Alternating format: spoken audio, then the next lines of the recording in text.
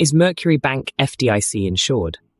Mercury Bank is not directly FDIC insured. This is a crucial point for businesses considering banking platforms. Mercury uses partner banks to hold customer deposits.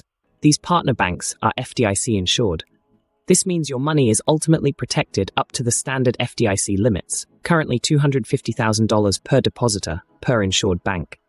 Mercury distributes deposits across multiple partner banks. This strategy aims to maximize FDIC coverage. It's important to understand that while Mercury itself isn't an FDIC member, the underlying banks where your funds reside are. This indirect approach to insurance requires careful consideration. You should confirm which banks are holding your deposits. You should also understand how Mercury distributes funds.